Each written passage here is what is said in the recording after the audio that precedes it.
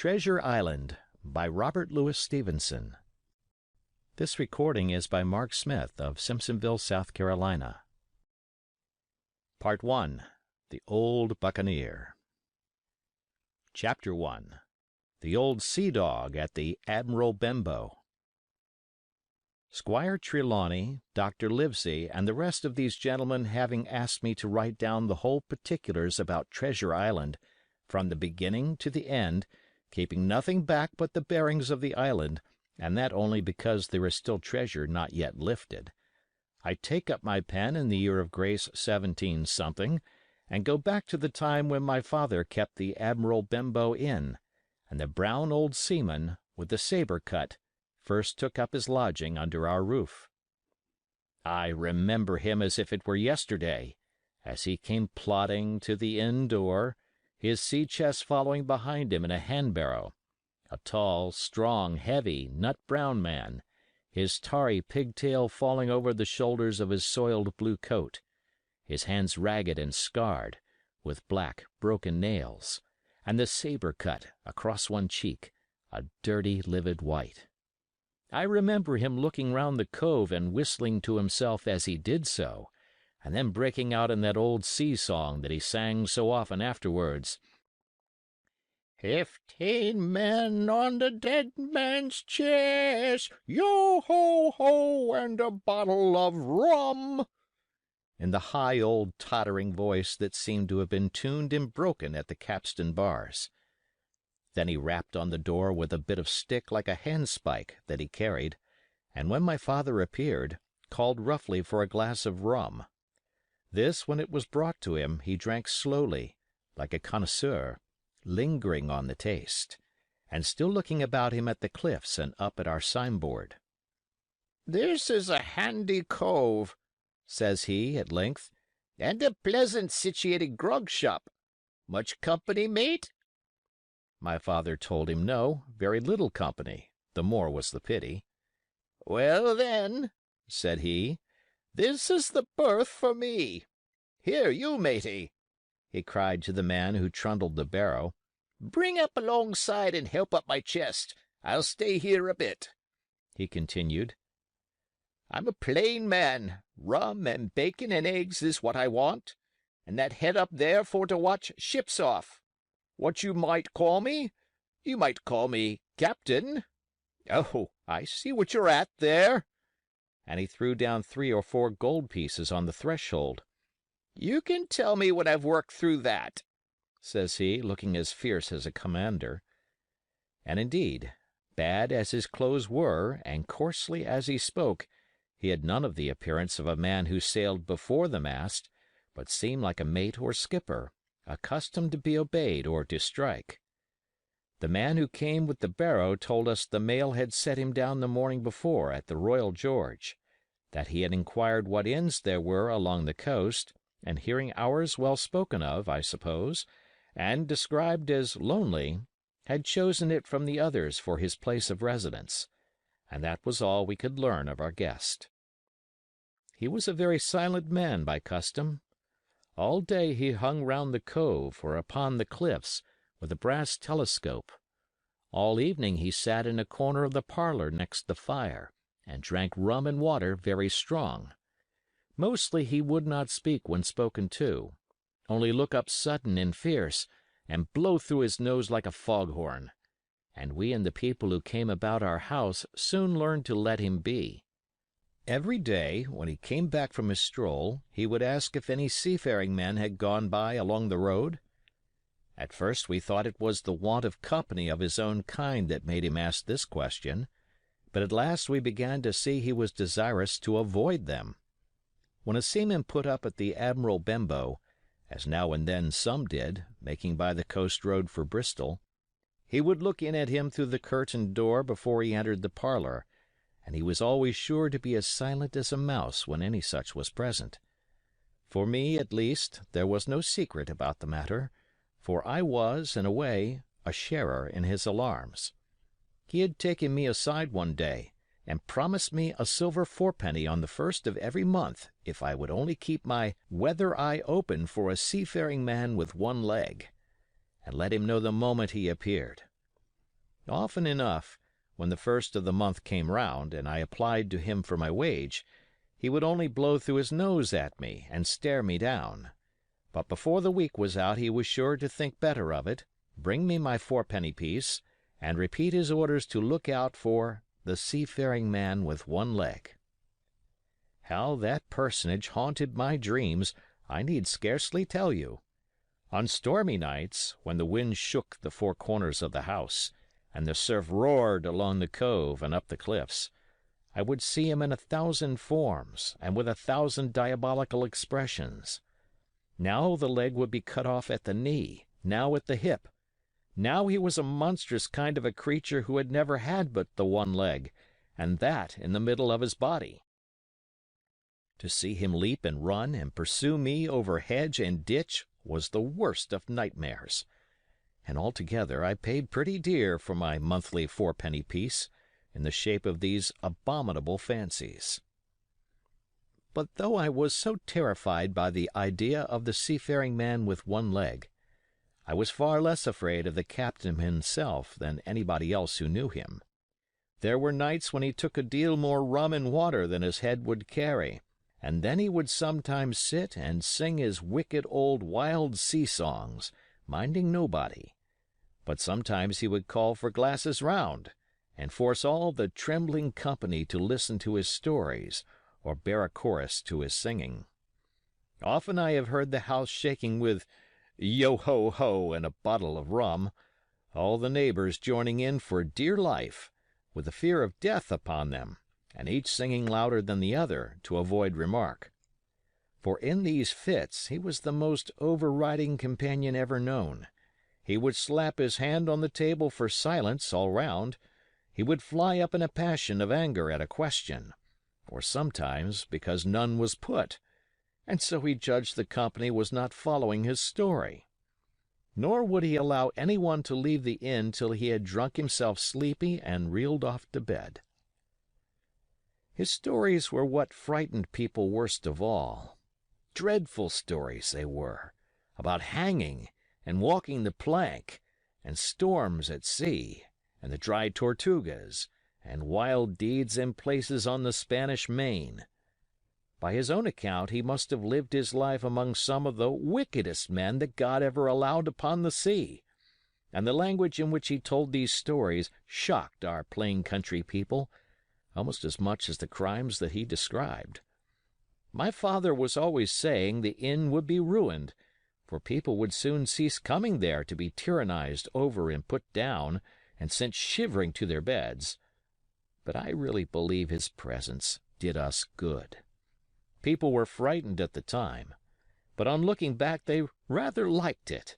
It was a fine excitement in a quiet country life, and there was even a party of the younger men who pretended to admire him, calling him a true sea dog and a real old salt, and such like names, and saying there was the sort of man that made England terrible at sea. In one way, indeed, he bade fair to ruin us, for he kept on staying week after week, and at last month after month, so that all the money had been long exhausted, and still my father never plucked up the heart to insist on having more. If ever he mentioned it, the captain blew through his nose so loudly that you might say he roared, and stared my poor father out of the room. I have seen him wringing his hands after such a rebuff, and I am sure the annoyance and the terror he lived in must have greatly hastened his early and unhappy death. All the time he lived with us the captain made no change whatever in his dress but to buy some stockings from a hawker. One of the cocks of his hat having fallen down, he let it hang from that day forth, though it was a great annoyance when it blew. I remember the appearance of his coat, which he patched himself upstairs in his room, and which, before the end, was nothing but patches. He never wrote or received a letter, and he never spoke with any but the neighbors, and with these, for the most part, only when drunk on rum. The great sea chest none of us had ever seen open. He was only once crossed, and that was towards the end, when my poor father was far gone in a decline that took him off. Dr. Livesey came late one afternoon to see the patient, took a bit of dinner for my mother, and went into the parlor to smoke a pipe until his horse should come down from the hamlet, for we had no stabling at the old Benbow. I followed him in, and I remember observing the contrast the neat, bright doctor, with his powder as white as snow, and his bright black eyes and pleasant manners, made with the coltish country folk, and above all, with that filthy, heavy, bleared scarecrow of a pirate of ours, sitting, far gone in rum, with his arms on the table. Suddenly he, the captain that is, began to pipe up his eternal song. 15 men on the dead man's chest, yo-ho-ho, and a bottle of rum. Drink, and the devil have done for the rest, yo-ho-ho, and a bottle of rum. At first I had supposed the dead man's chest to be that identical big box of his upstairs in the front room, and the thought had been mingled in my nightmares with that of the one-legged seafaring man. But by this time we had all long ceased to pay any particular notice to the song. It was new that night to nobody but Dr. Livesey, and on him I observed it did not produce an agreeable effect, for he looked up for a moment quite angrily before he went on with his talk to old Taylor, the gardener, on a new cure for the rheumatics. In the meantime, the captain gradually brightened up at his own music, and at last flapped his hand upon the table before him in a way we all knew to mean, "Silence!" The voices stopped at once, all but Dr. Livesey's. He went on as before, speaking clear and kind, and drawing briskly at his pipe between every word or two. The captain glared at him for a while, flapped his hand again, glared still harder, and at last broke out with a villainous low oath. "Silence there between decks!" "Were you addressing me, sir?" says the doctor, and when the ruffian had told him, with another oath, that this was so, "I have only one thing to say to you, sir," replies the doctor, "that if you keep on drinking rum, the world will soon be quit of a very dirty scoundrel." The old fellow's fury was awful. He sprang to his feet, drew and opened a sailor's clasp knife, and balancing it open on the palm of his hand, threatened to pin the doctor to the wall. The doctor never so much as moved. He spoke to him as before over his shoulder and in the same tone of voice, rather high, so that all the room might hear, but perfectly calm and steady. "If you do not put that knife this instant in your pocket, I promise, upon my honor, you shall hang at the next assizes."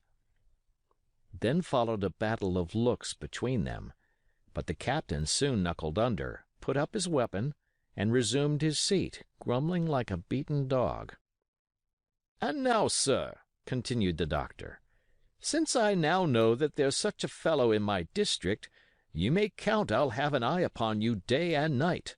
I'm not a doctor only, I'm a magistrate, and if I catch a breath of complaint against you, if it's only for a piece of incivility like tonight's, I'll take effectual means to have you hunted down and routed out of this.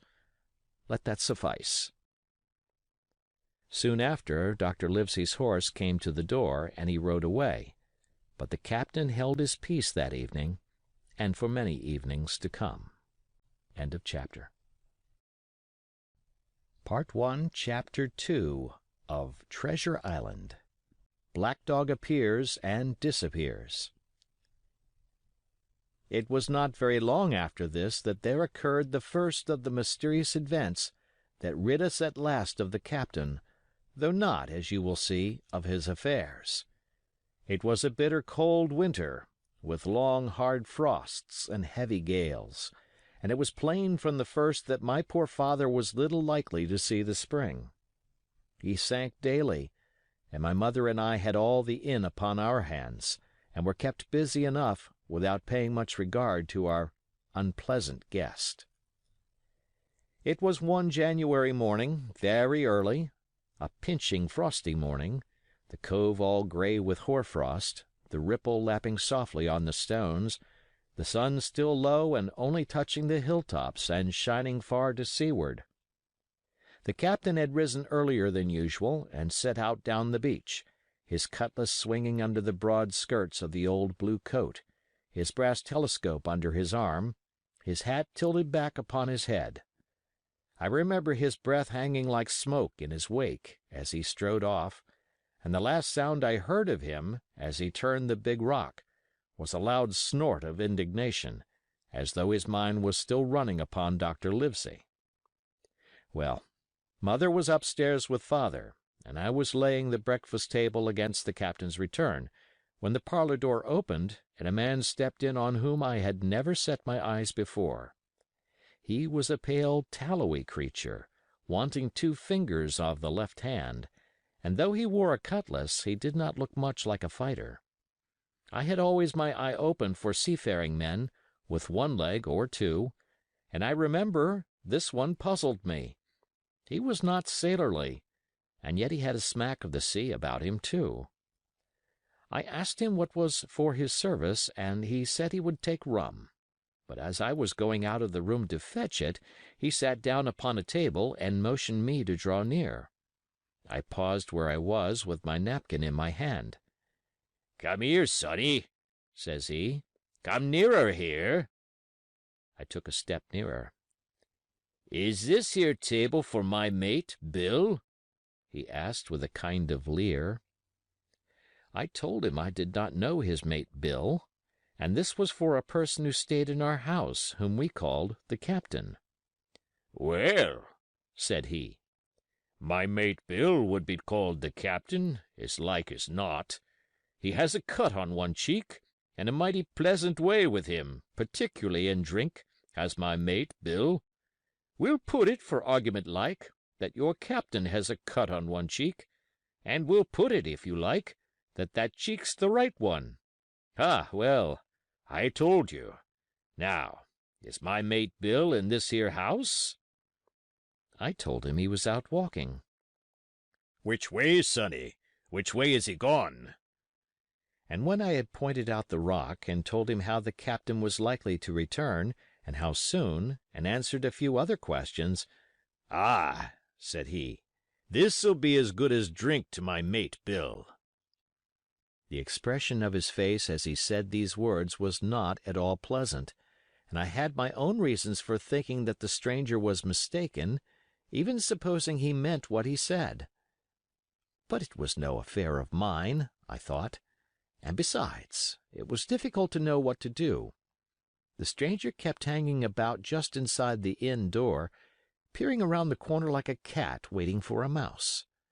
Once I stepped out myself into the road, but he immediately called me back, and as I did not obey quick enough for his fancy, a most horrible change came over his tallowy face, and he ordered me in, with an oath that made me jump. As soon as I was back again, he returned to his former manner, half fawning, half sneering, patted me on the shoulder, told me I was a good boy, and he had taken quite a fancy to me.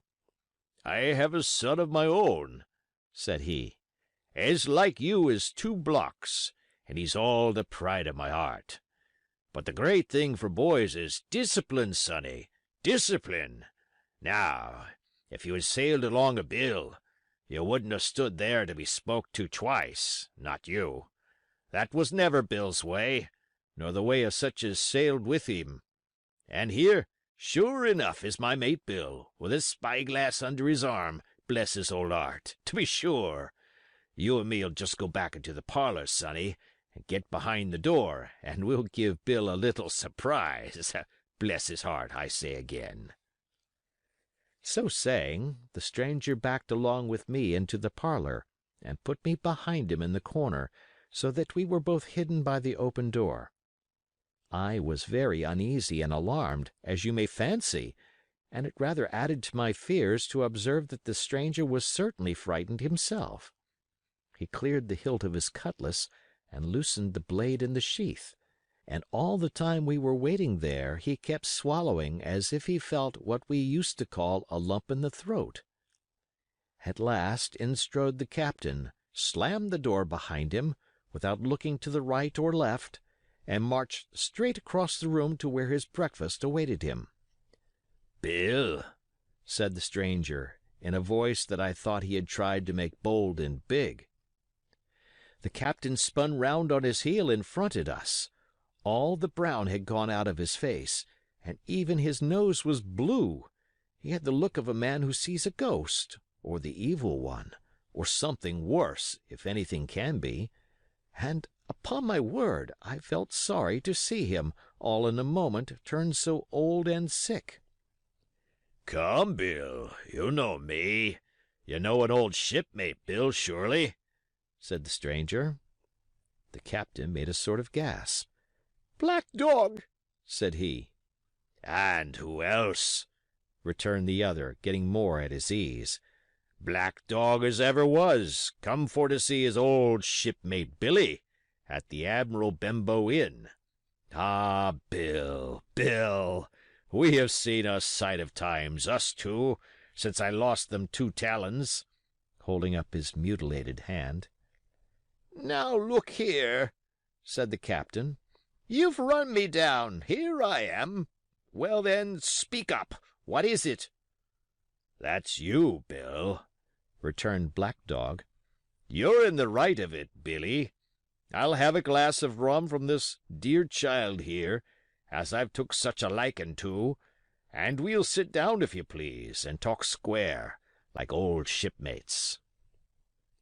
When I returned with the rum, they were already seated on either side of the captain's breakfast table, Black Dog next to the door, and sitting sideways so as to have one eye on his old shipmate and one, as I thought, on his retreat. He bade me go and leave the door wide open. "None of your keyholes for me, sonny," he said, and I left them together and retired into the bar. For a long time, though, I certainly did my best to listen. I could hear nothing but a low gabbling. But at last the voices began to grow higher, and I could pick up a word or two, mostly oaths, from the captain. "No, no, no, no, and an end of it!" he cried once. And again, "If it comes to swinging, swing all, say I." Then all of a sudden there was a tremendous explosion of oaths and other noises.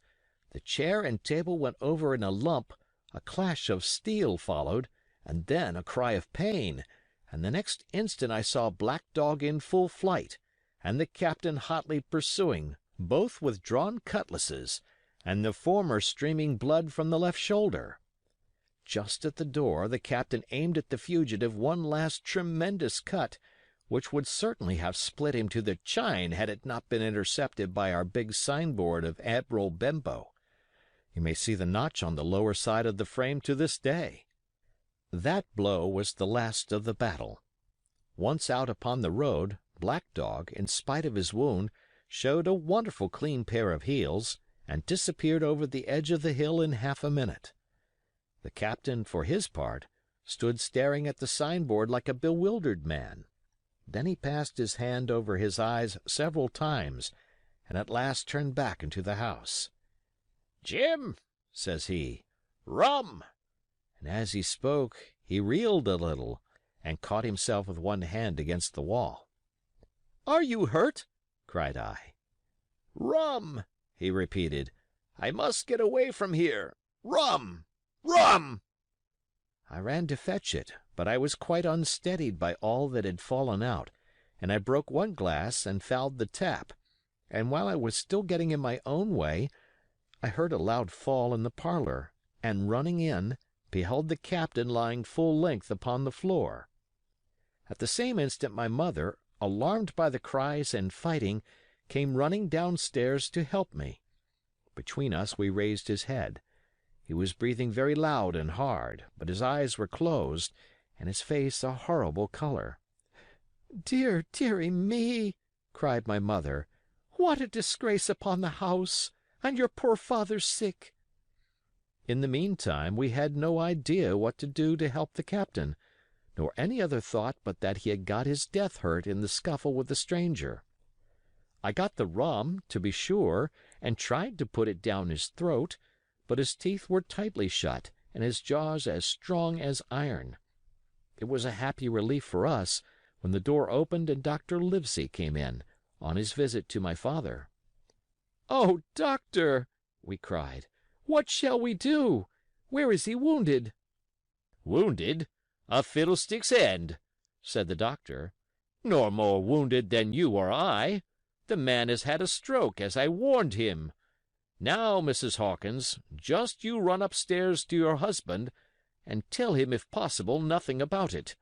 For my part, I must do my best to save this fellow's trebly worthless life. And, Jim, you get me a basin."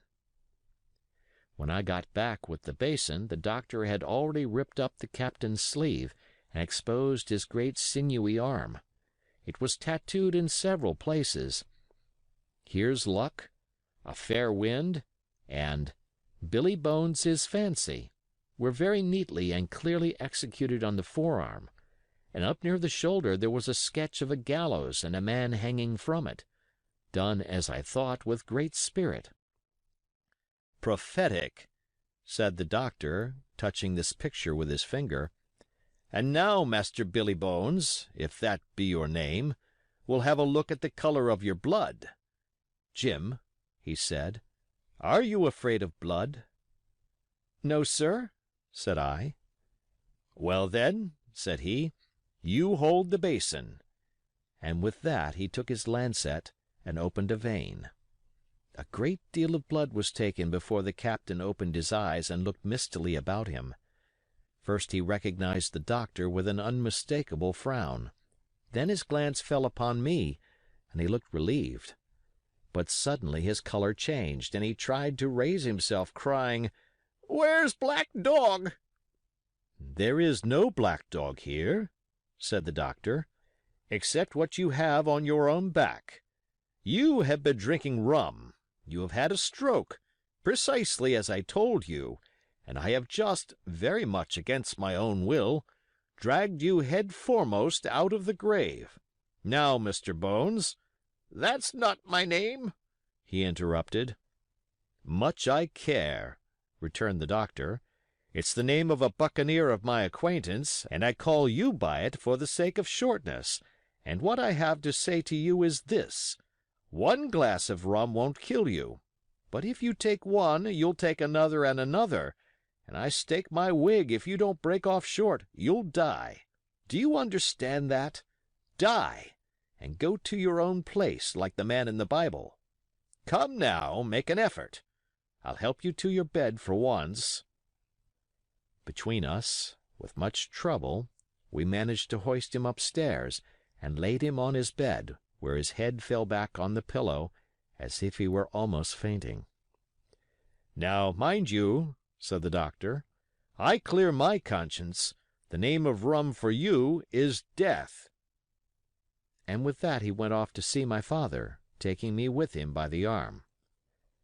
"This is nothing," he said as soon as he had closed the door.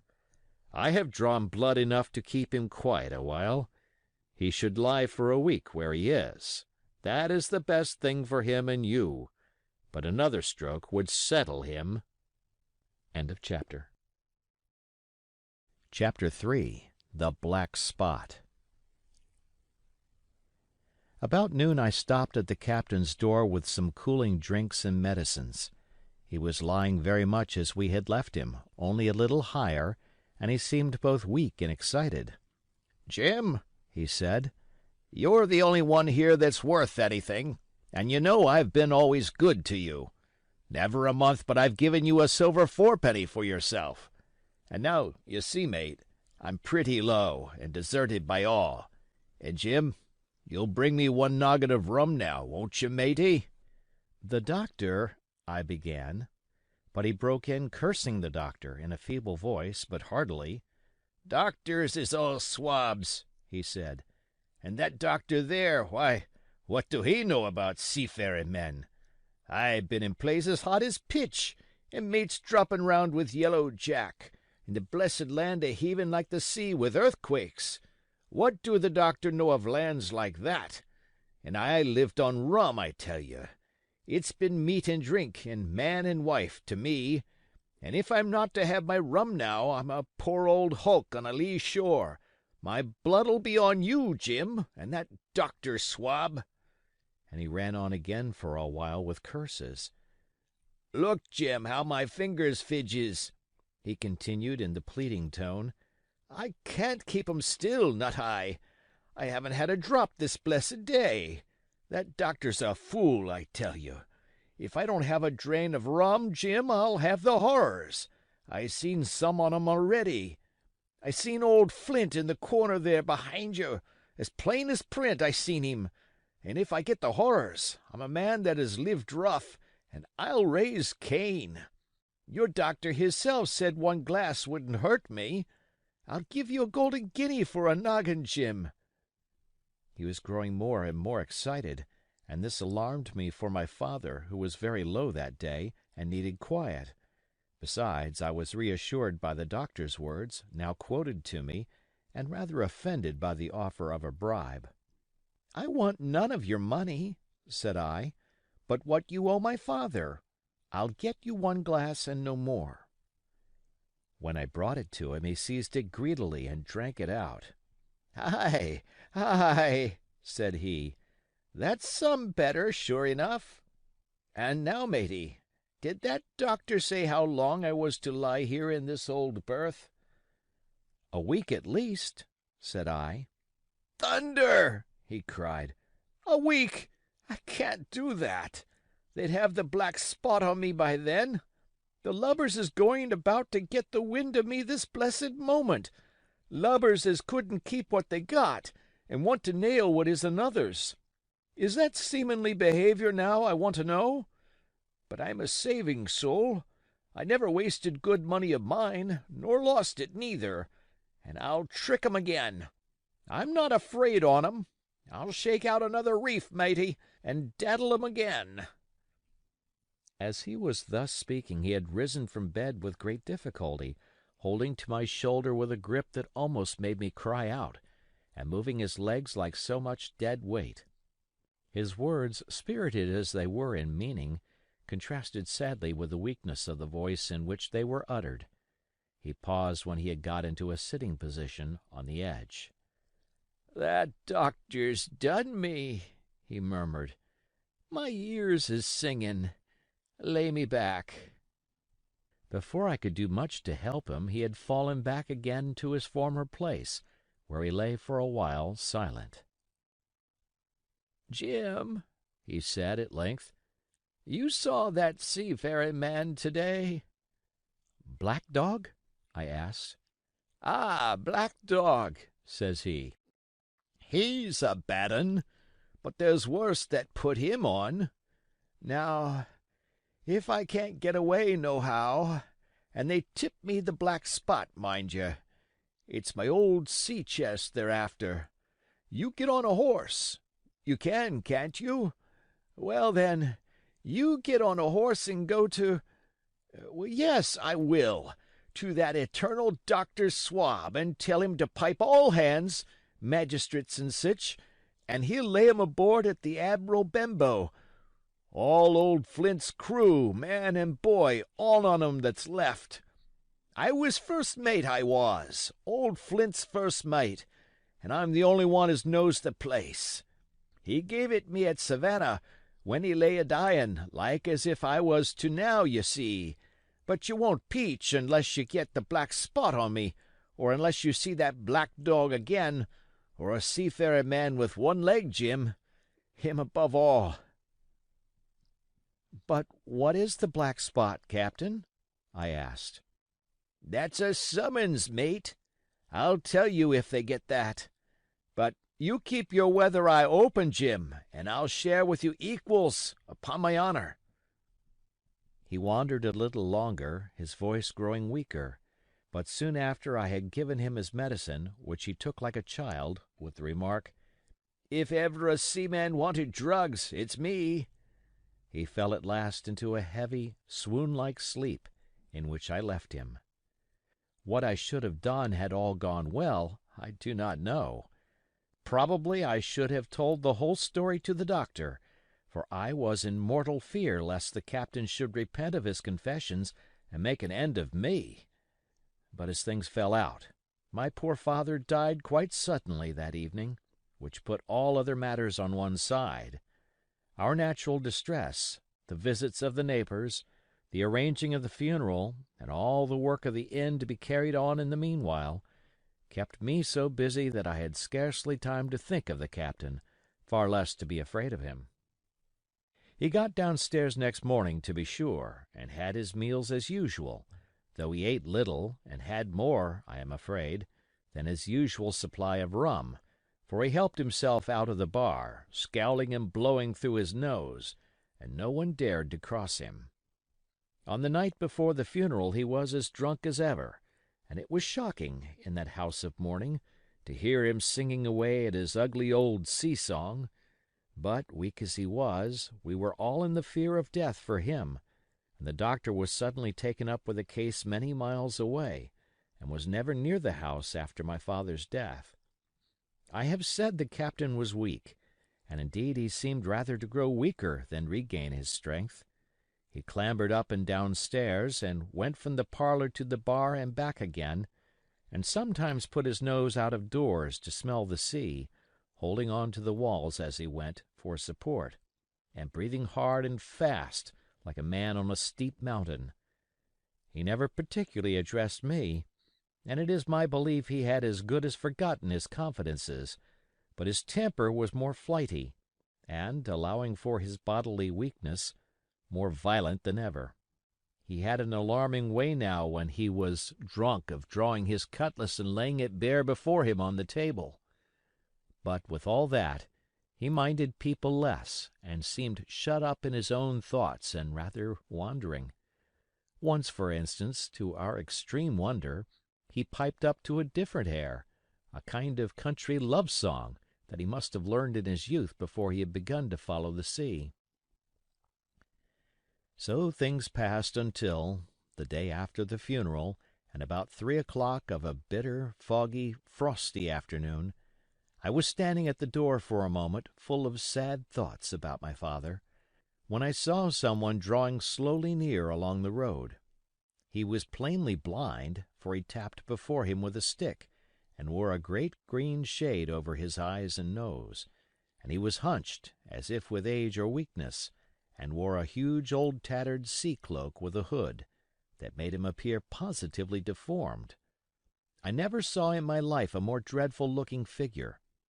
He stopped a little from the inn, and raising his voice in an odd sing-song, addressed the air in front of him. "Will any kind friend inform a poor blind man, who has lost the precious sight of his eyes, in the gracious defence of his native country, England, and God bless King George, where or in what part of this country he may now be?"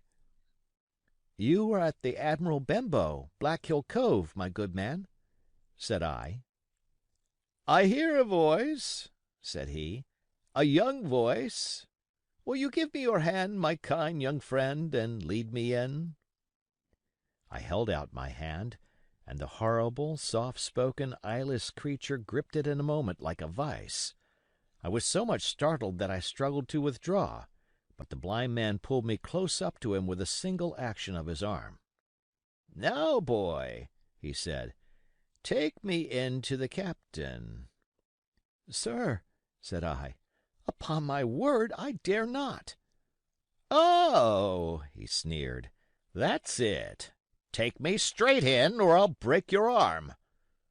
And he gave it, as he spoke, a wrench that made me cry out. "Sir," said I, "it is for yourself I mean. The captain is not what he used to be. He sits with a drawn cutlass. Another gentleman—" "Come now, march!" interrupted he, and I never heard a voice so cruel and cold and ugly as that blind man's. It cowed me more than the pain, and I began to obey him at once, walking straight in at the door and towards the parlor, where our sick old buccaneer was sitting, dazed with rum. The blind man clung close to me, holding me in one iron fist and leaning almost more of his weight on me than I could carry. "Lead me straight up to him, and when I'm in view, cry out, 'Here's a friend for you, Bill!' If you don't, I'll do this," and with that he gave me a twitch that I thought would have made me faint. Between this and that I was so utterly terrified of the blind beggar that I forgot my terror of the captain, and as I opened the parlor door, cried out the words he had ordered in a trembling voice. The poor captain raised his eyes, and at one look the rum went out of him and left him staring sober. The expression of his face was not so much of terror as of mortal sickness. He made a movement to rise, but I do not believe he had enough force left in his body. "Now, Bill, sit where you are," said the beggar. "If I can't see, I can hear a finger stirring. Business is business. Hold out your left hand. Boy, take his left hand by the wrist and bring it near to my right." We both obeyed him to the letter, and I saw him pass something from the hollow of the hand that held his stick into the palm of the captain's, which closed upon it instantly. "And now that's done," said the blind man, and at the words he suddenly left hold of me and, with incredible accuracy and nimbleness, skipped out of the parlor and into the road, where, as I stood motionless, I could hear his stick go tap tap tapping into the distance. It was some time before either I or the captain seemed to gather our senses, but at length, and about at the same moment, I released his wrist, which I was still holding, and he drew in his hand and looked sharply into the palm. "10 o'clock!" he cried. "6 hours! We'll do them yet!" And he sprang to his feet. Even as he did so he reeled, put his hand to his throat, stood swaying for a moment, and then, with a peculiar sound, fell from his whole height face foremost to the floor. I ran to him at once, calling to my mother, but haste was all in vain. The captain had been struck dead by thundering apoplexy. It is a curious thing to understand, for I had certainly never liked the man, though of late I had begun to pity him, but as soon as I saw that he was dead, I burst into a flood of tears. It was the second death I had known, and the sorrow of the first was still fresh in my heart. End of chapter. Chapter 4. The Sea Chest. I lost no time, of course, in telling my mother all that I knew, and perhaps should have told her long before, and we saw ourselves at once in a difficult and dangerous position. Some of the man's money, if he had any, was certainly due to us, but it was not likely that our captain's shipmates, above all the 2 specimens seen by me, Black Dog and the blind beggar, would be inclined to give up their booty in payment of the dead man's debts. The captain's order to mount at once and ride for Dr. Livesey would have left my mother alone and unprotected, which was not to be thought of. Indeed, it seemed impossible for either of us to remain much longer in the house. The fall of coals in the kitchen grate, the very ticking of the clock, filled us with alarms. The neighborhood, to our ears, seemed haunted by approaching footsteps, and what between the dead body of the captain on the parlor floor and the thought of that detestable blind beggar hovering near at hand and ready to return, there were moments when, as the saying goes, I jumped in my skin for terror. Something must speedily be resolved upon, and it occurred to us at last to go forth together and seek help in the neighboring hamlet. No sooner said than done. Bareheaded as we were, we ran out at once in the gathering evening and the frosty fog. The hamlet lay not many 100 yards away, though out of view, on the other side of the next cove, and what greatly encouraged me, it was in an opposite direction from that whence the blind man had made his appearance, and whither he had presumably returned. We were not many minutes on the road, though we sometimes stopped to lay hold of each other and hearken. But there was no unusual sound, nothing but the low wash of the ripple and the croaking of the inmates of the wood. It was already candlelight when we reached the hamlet, and I shall never forget how much I was cheered to see the yellow shine in doors and windows. But that, as it proved, was the best of the help we were likely to get in that quarter. For you would have thought men would have been ashamed of themselves. No soul would consent to return with us to the Admiral Benbow. The more we told of our troubles, the more, man, woman, and child, they clung to the shelter of their houses. The name of Captain Flint, though it was strange to me, was well enough known to some there, and carried a great weight of terror. Some of the men who had been to field work on the far side of the Admiral Benbow remembered, besides, to have seen several strangers on the road, and, taking them to be smugglers, to have bolted away, and one at least had seen a little lugger in what we called Kit's Hole. For that matter, any one who was a comrade of the captain's was enough to frighten them to death. And the short and the long of the matter was, that while we could get several who were willing enough to ride to Dr. Livesey's, which lay in another direction, not one would help us to defend the inn. They say cowardice is infectious. But then argument is, on the other hand, a great emboldener. And so when each had said his say, my mother made them a speech. She would not, she declared, lose money that belonged to her fatherless boy. "If none of the rest of you dare," she said, "Jim and I dare. Back we will go, the way we came, and small thanks to you, big hulking, chicken-hearted men. We'll have that chest open if we die for it. And I'll thank you for that bag, Mrs. Crossley, to bring back our lawful money in." Of course I said I would go with my mother, and of course they all cried out at our foolhardiness, but even then not a man would go along with us. All they would do was to give me a loaded pistol lest we were attacked, and to promise to have horses ready saddled in case we were pursued on our return, while one lad was to ride forward to the doctor's in search of armed assistance. My heart was beating finely when we two set forth in the cold night upon this dangerous venture. A full moon was beginning to rise and peered redly through the upper edges of the fog, and this increased our haste, for it was plain, before we came forth again, that all would be as bright as day, and our departure exposed to the eyes of any watchers. We slipped along the hedges, noiseless and swift, nor did we see or hear anything to increase our terrors, till, to our relief, the door of the Admiral Benbow had closed behind us. I slipped the bolt at once, and we stood and panted for a moment in the dark, alone in the house with the dead captain's body. Then my mother got a candle in the bar, and holding each other's hands, we advanced into the parlor. He lay as we had left him, on his back, with his eyes open, and one arm stretched out. "Draw down the blind, Jim," whispered my mother.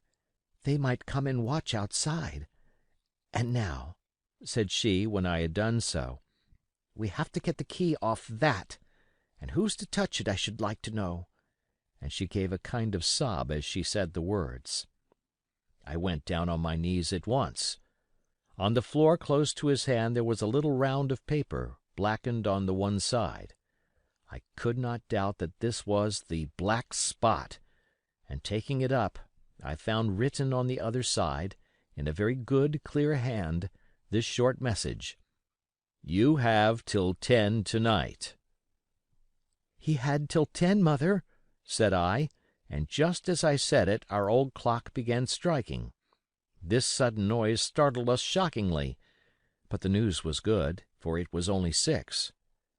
"Now, Jim," she said, "that key." I felt in his pockets one after another. A few small coins, a thimble, and some thread and big needles, a piece of pigtail tobacco bitten away at the end, his gully with a crooked handle, a pocket compass, and a tinder box were all that they contained, and I began to despair. "Perhaps it's round his neck," suggested my mother. Overcoming a strong repugnance, I tore open his shirt at the neck, and there, sure enough, hanging to a bit of tarry string, which I cut with my own gully, we found the key. At this triumph we were filled with hope, and hurried upstairs without delay to the little room where he had slept so long, and where his box had stood since the day of his arrival. It was like any other seaman's chest on the outside, the initial B burned on the top of it with a hot iron, and the corners somewhat smashed and broken as by long, rough usage. "Give me the key," said my mother, and though the lock was very stiff, she had turned it and thrown back the lid in a twinkling. A strong smell of tobacco and tar rose from the interior, but nothing was to be seen on the top except a suit of very good clothes, carefully brushed and folded. They had never been worn, my mother said.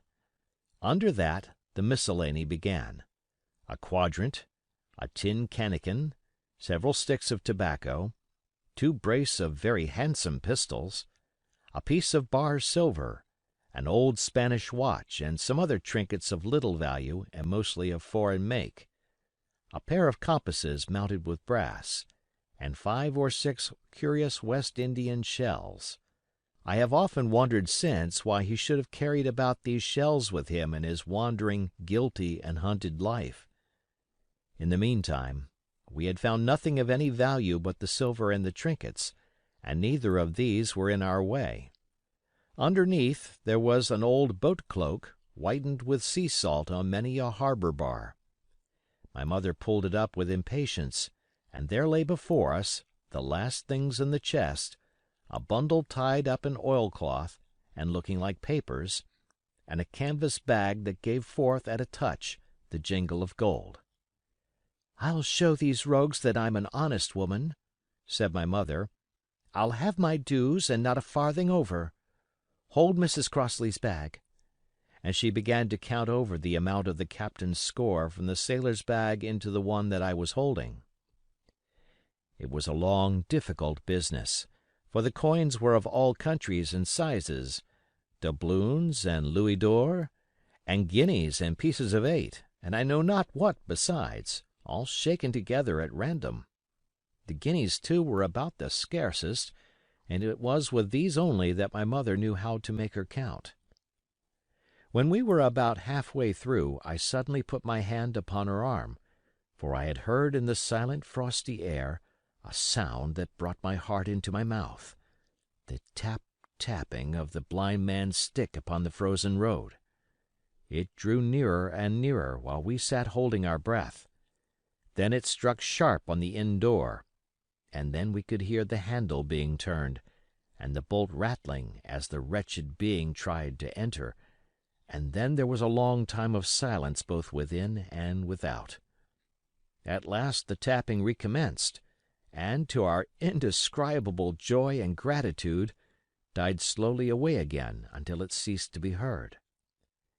"Mother," said I, "take the whole and let's be going," for I was sure the bolted door must have seemed suspicious, and would bring the whole hornet's nest about our ears, though how thankful I was that I had bolted it, none could tell who had never met that terrible blind man.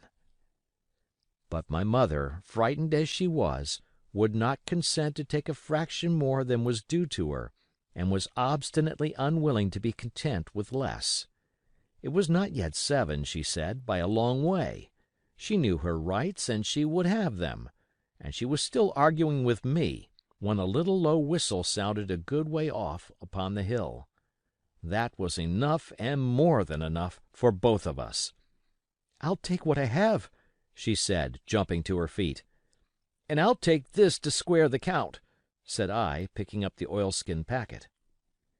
Next moment we were both groping downstairs, leaving the candle by the empty chest, and the next we had opened the door and were in full retreat. We had not started a moment too soon. The fog was rapidly dispersing. Already the moon shone quite clear on the high ground on either side, and it was only in the exact bottom of the dell and round the tavern door that a thin veil still hung unbroken to conceal the first steps of our escape. Far less than halfway to the hamlet, very little beyond the bottom of the hill, we must come forth into the moonlight. Nor was this all. for the sound of several footsteps running came already to our ears, and as we looked back in their direction, a light tossing to and fro and still rapidly advancing showed that one of the newcomers carried a lantern. "My dear," said my mother suddenly, "take the money and run on. I am going to faint." This was certainly the end for both of us, I thought. How I cursed the cowardice of the neighbors! How I blamed my poor mother for her honesty and her greed, for her past foolhardiness and present weakness!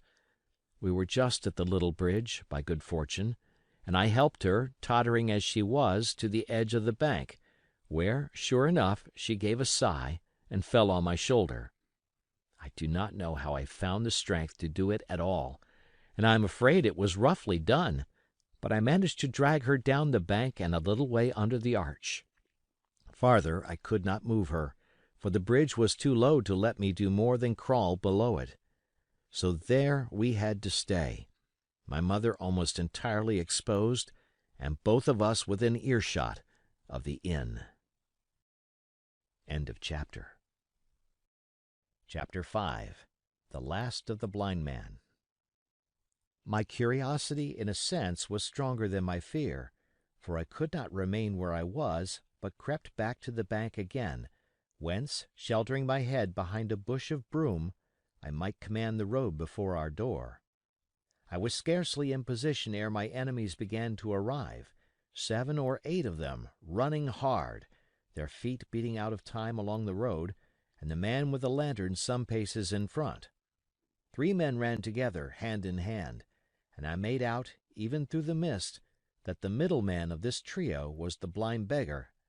The next moment his voice showed me that I was right. "Down with the door!" he cried. "Aye, aye, sir," answered 2 or 3, and a rush was made upon the Admiral Benbow, the lantern-bearer following, and then I could see them pause, and hear speeches passed in a lower key, as if they were surprised to find the door open. But the pause was brief, for the blind man again issued his commands. His voice sounded louder and higher, as if he were afire with eagerness and rage. "In, in, in!" he shouted, and cursed them for their delay. 4 or 5 of them obeyed at once, 2 remaining on the road with the formidable beggar.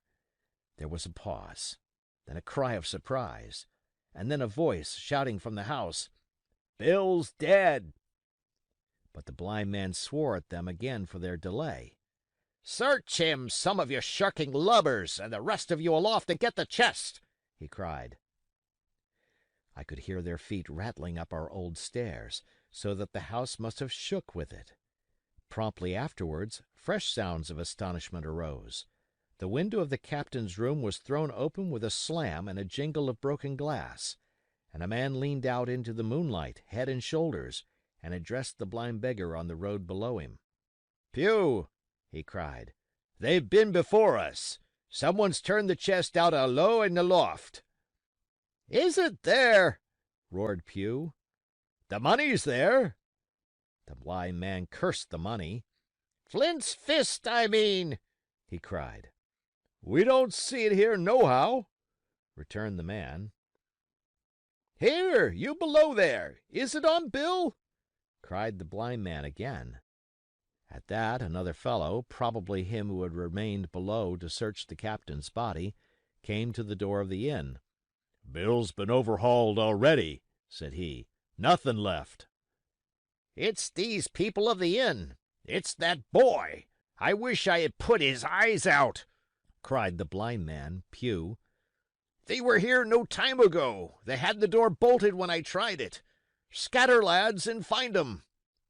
"Sure enough, they left their glim here," said the fellow from the window.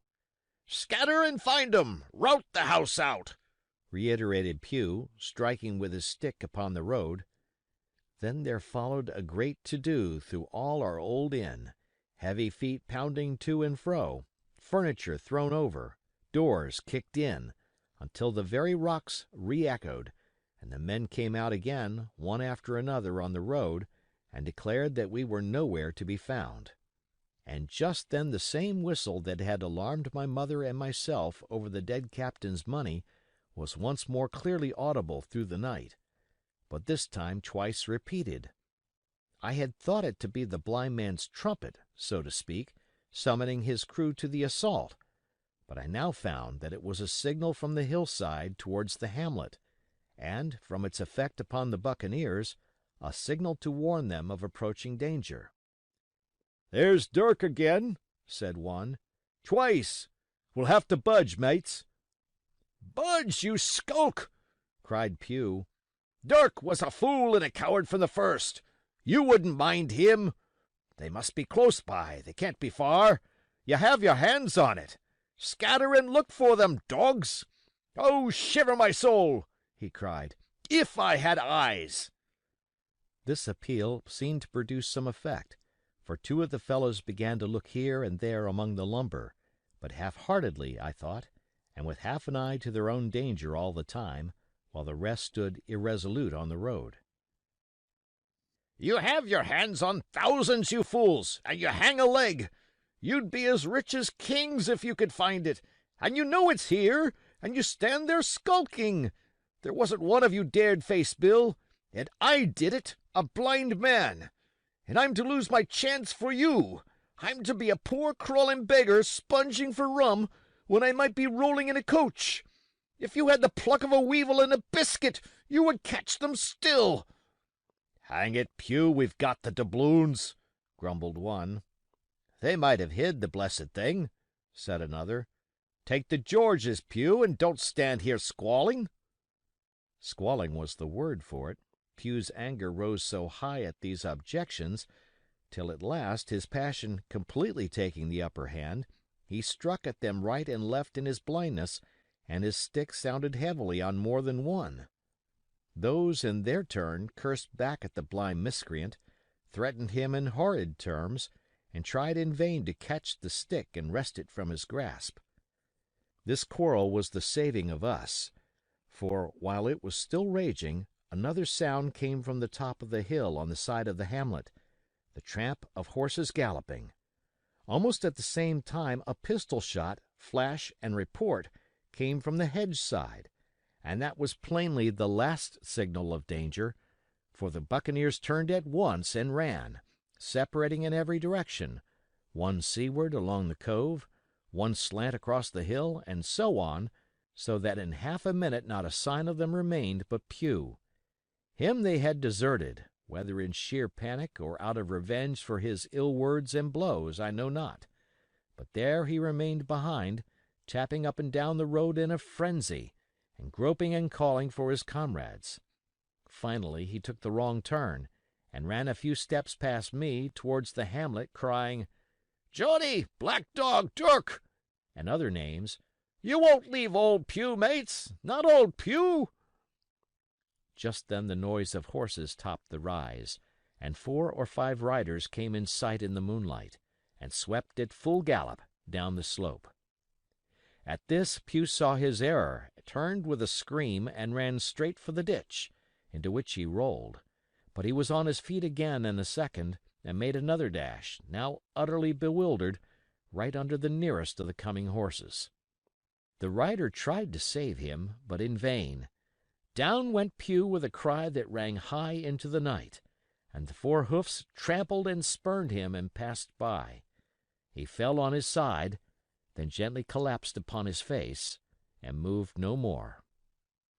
I leaped to my feet and hailed the riders. They were pulling up, at any rate, horrified at the accident, and I soon saw what they were. One, tailing out behind the rest, was a lad that had gone from the hamlet to Dr. Livesey's. The rest were revenue officers, whom he had met by the way, and with whom he had had the intelligence to return at once. Some news of the lugger in Kit's Hole had found its way to Supervisor Dance, and set him forth that night in our direction, and to that circumstance my mother and I owed our preservation from death. Pew was dead, stone dead. As for my mother, when we had carried her up to the hamlet, a little cold water and salts, and that soon brought her back again, and she was none the worse for her terror, though she continued to deplore the balance of the money. In the meantime the supervisor rode on, as fast as he could, to Kit's Hole. but his men had to dismount and grope down the dingle, leading, and sometimes supporting, their horses, and in continual fear of ambushes. So it was no great matter for surprise that when they got down to the hole, the lugger was already under way, though still close in. He hailed her.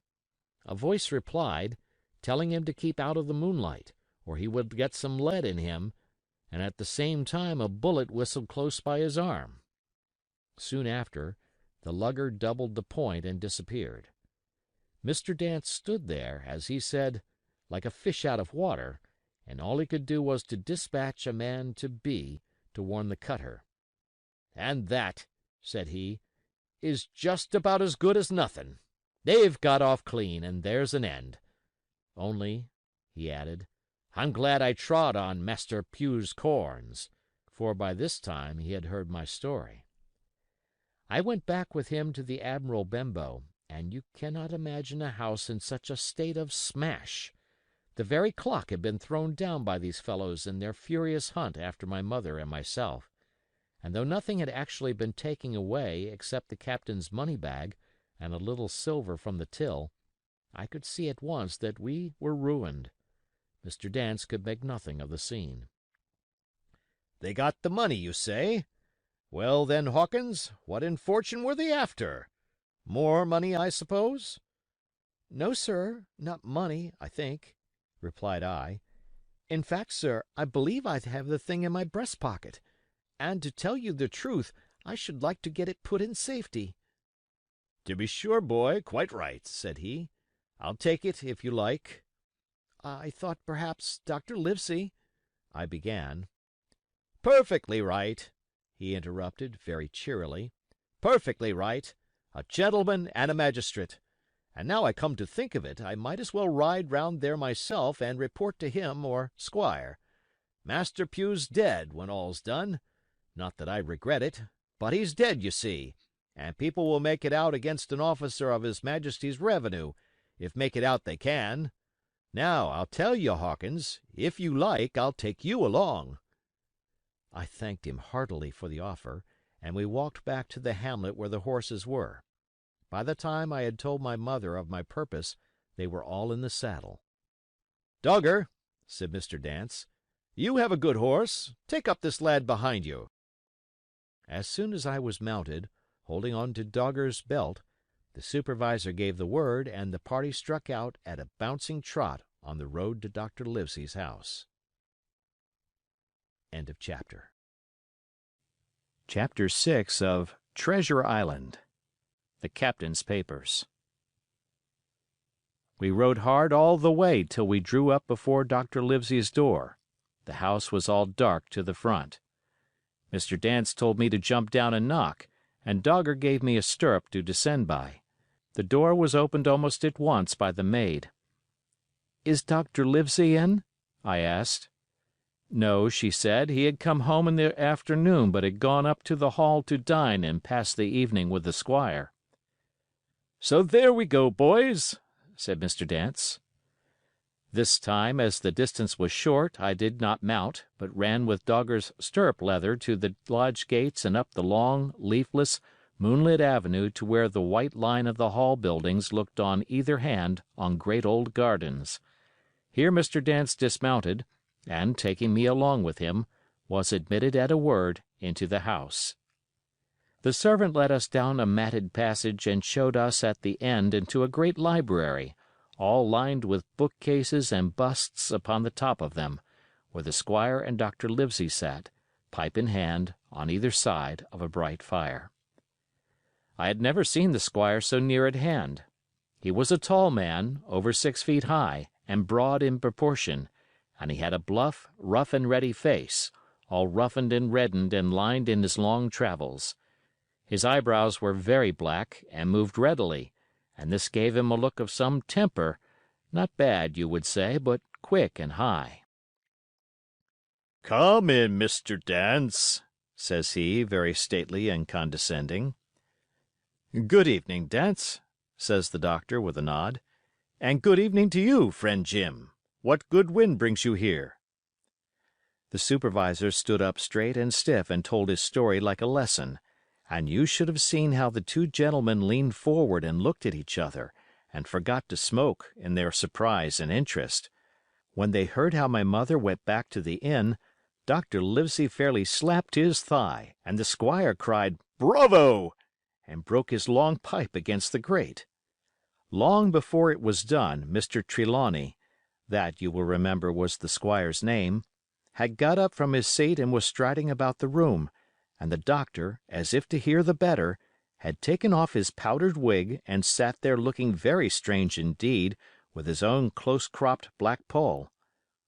At last Mr. Dance finished the story.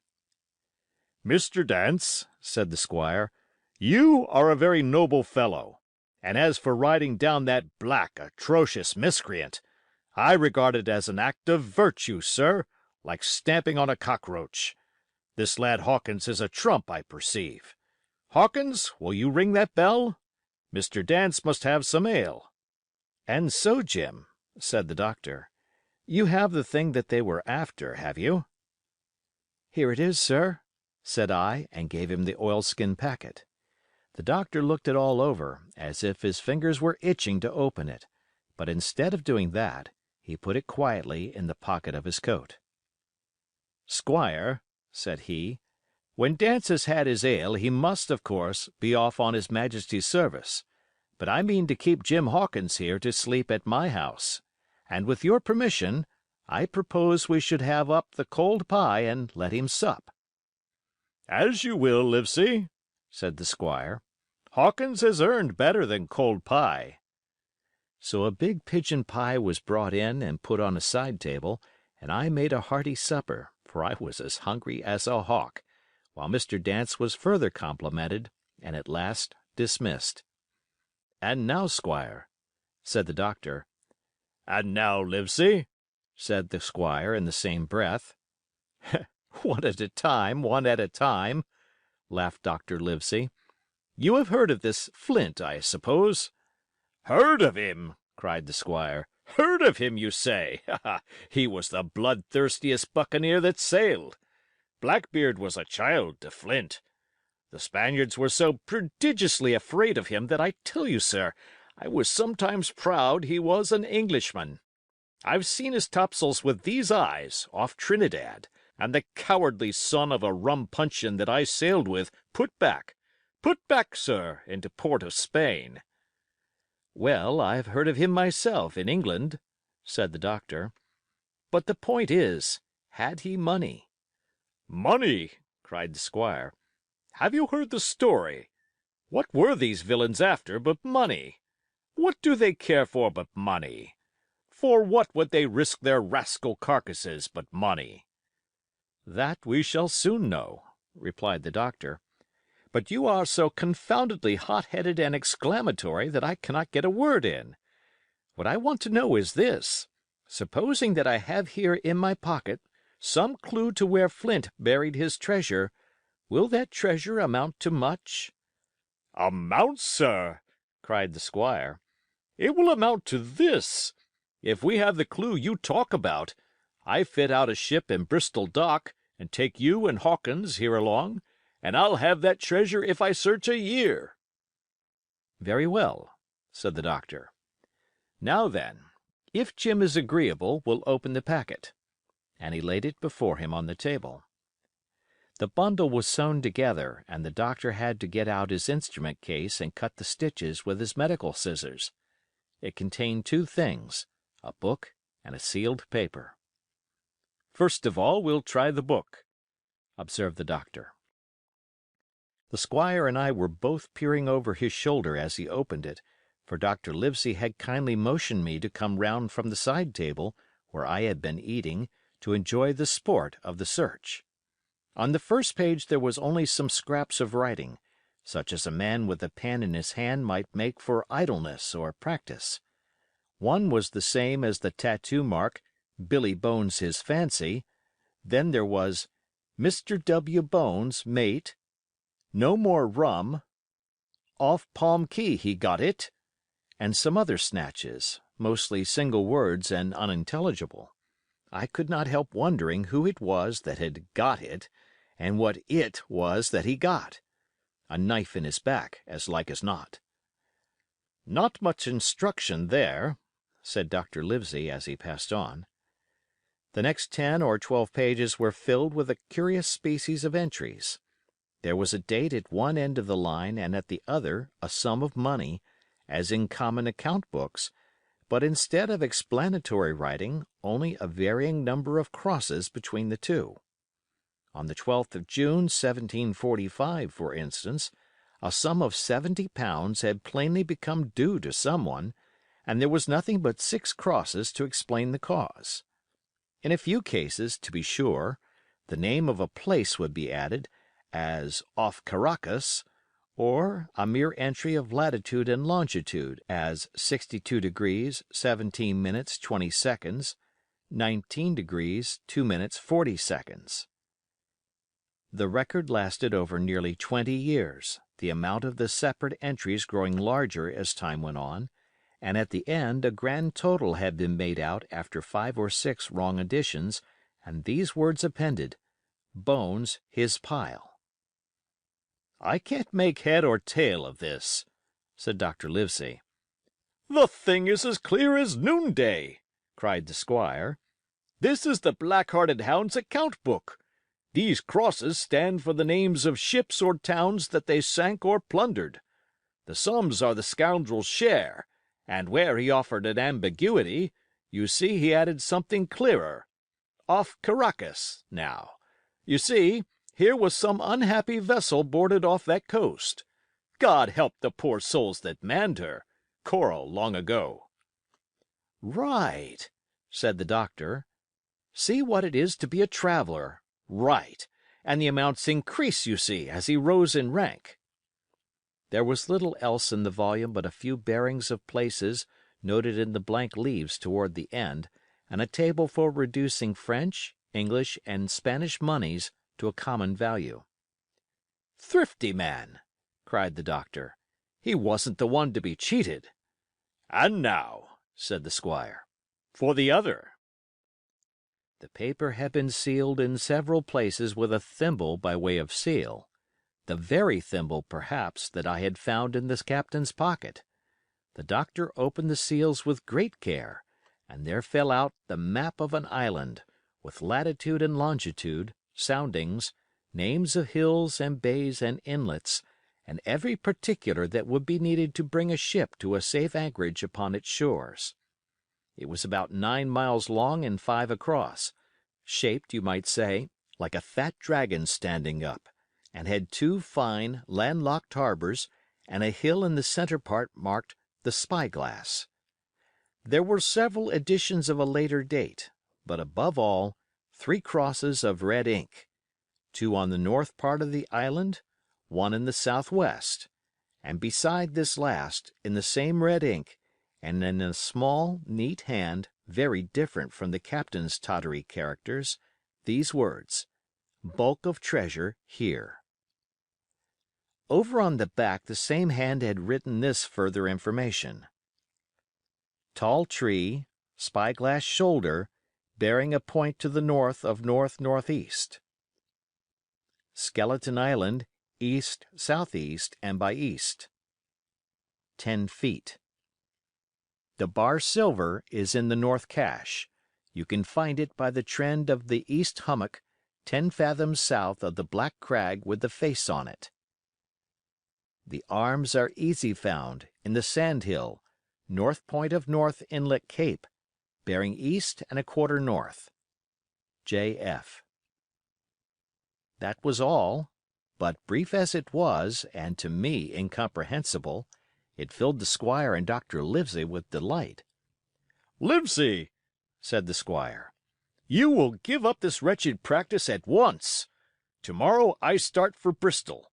In 3 weeks' time, 3 weeks, 2 weeks, 10 days, we'll have the best ship, sir, and the choicest crew in England. Hawkins shall come as cabin boy. You'll make a famous cabin boy, Hawkins. You, Livesey, are ship's doctor. I am admiral. We'll take Redruth, Joyce, and Hunter. We'll have favorable winds, a quick passage, and not the least difficulty in finding the spot, and money to eat, to roll in, to play duck and drake with ever after." "Trelawney," said the doctor, "I'll go with you, and I'll go bail for it, so will Jim, and be a credit to the undertaking. There's only one man I'm afraid of." "And who's that?" cried the squire. "Name the dog, sir." "You," replied the doctor, "for you cannot hold your tongue. We are not the only men who know of this paper. These fellows who attacked the inn tonight, bold, desperate blades for sure, and the rest who stayed aboard that lugger, and more, I dare say, not far off, are, one and all, through thick and thin, bound that they'll get that money. We must none of us go alone till we get to sea.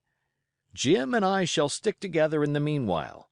You'll take Joyce and Hunter when you ride to Bristol, and from first to last, not one of us must breathe a word of what we've found." "Livesey," returned the squire, "you were always in the right of it. I'll be as silent as the grave." End of chapter.